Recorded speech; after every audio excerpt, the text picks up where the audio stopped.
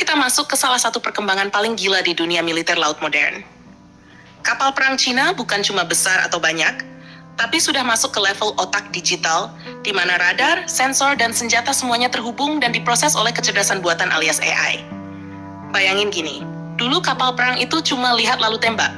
Sekarang, kapal Cina bisa melihat, memahami, memprediksi, lalu memutuskan dalam hitungan detik. Kita mulai dari jantungnya dulu. Radar AESA 360 derajat. Radar jenis AESA atau Active Electronically Scanned Array ini bukan radar biasa. Kalau radar lama harus muter mekanik, AESA ini diam tapi sinyalnya bisa menyapu ke segala arah secara elektronik. Hasilnya, deteksi jauh lebih cepat, lebih akurat, dan bisa tracking banyak target sekaligus. Di kapal-kapal destroyer modern Cina, seperti Type 055, radar ini bisa memantau udara dan permukaan laut secara bersamaan. Bukan cuma satu atau dua target, tapi ratusan objek sekaligus. Mulai dari pesawat tempur, drone kecil, rudal jelajah, sampai kapal permukaan. Nah, disinilah AI mulai main. Semua data dari radar tadi tidak langsung dikirim ke operator manusia untuk dianalisis satu persatu. Itu sudah terlalu lambat di era perang modern. Data tersebut masuk ke sistem komputasi tempur berbasis AI. AI ini bekerja seperti otak kedua kapal. Dia akan menganalisa pola pergerakan target, kecepatan arah, bahkan perilaku. Misalnya mana kapal sipil biasa, mana kapal troli, mana yang mencurigakan. Bahkan bisa memprediksi apakah sebuah objek berpotensi jadi ancaman sebelum benar-benar menyerang. Jadi bukan cuma reaktif, tapi proaktif. Misalnya ada puluhan drone mendekat. AI bisa langsung klasifikasikan. Ini drone pengintai, ini drone kamikaze, ini decoy. Semua dipisah dalam hitungan detik. Operator manusia tinggal verifikasi dan eksekusi. Kalau sudah teridentifikasi sebagai ancaman, sistem pertahanan kapal langsung aktif berlapis. Lapisan pertama biasanya rudal jarak jauh. Kapal Cina menggunakan rudal seperti HHQ series untuk pertahanan udara. Begitu AI menentukan target prioritas, sistem akan mengunci dan menembakkan rudal tanpa harus menunggu lama. Bahkan bisa multi-target engagement, artinya satu kapal bisa menyerang banyak target sekaligus. Kalau ada yang lolos, masuk ke lapisan kedua, rudal jarak menengah dan pendek. Ini untuk menghadapi target yang sudah lebih dekat, seperti rudal jelajah yang terbang rendah atau drone cepat.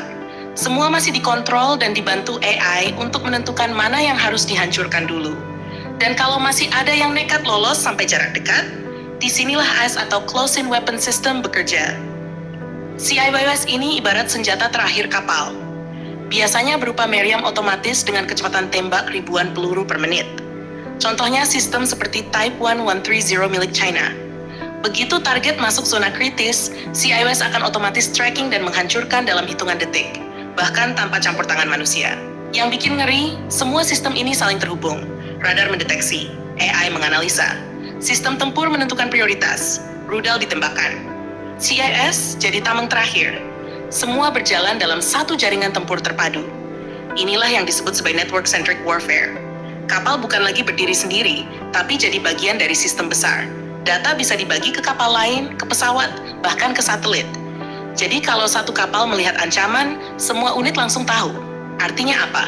Artinya kapal perang modern Cina bukan cuma kuat secara fisik, tapi juga cerdas secara digital.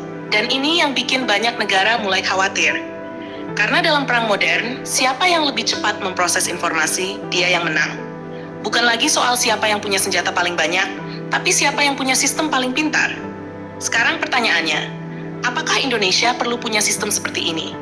Jawabannya jelas, iya, tapi bertahap. Indonesia sudah mulai ke arah sana, terutama dengan modernisasi radar, integrasi sistem tempur, dan pengembangan drone. Tapi untuk sampai ke level integrasi AI penuh seperti ini, masih butuh waktu, investasi besar, dan transfer teknologi. Karena bukan cuma beli radar atau rudal, tapi membangun otak digital yang bisa menghubungkan semuanya. Dan di era sekarang, perang bukan cuma soal peluru, tapi soal data. Kalau data kita kalah cepat diproses, kita akan selalu selangkah di belakang. Makanya ke depan, negara yang kuat bukan cuma yang punya kapal besar, tapi yang punya sistem paling cerdas di baliknya. Gimana menurut kalian, Lur? Apakah Indonesia harus kejar teknologi AI tempur seperti ini, atau fokus ke jumlah alutsista dulu? Jangan lupa subscribe, like, dan komen di bawah sambil ngopi.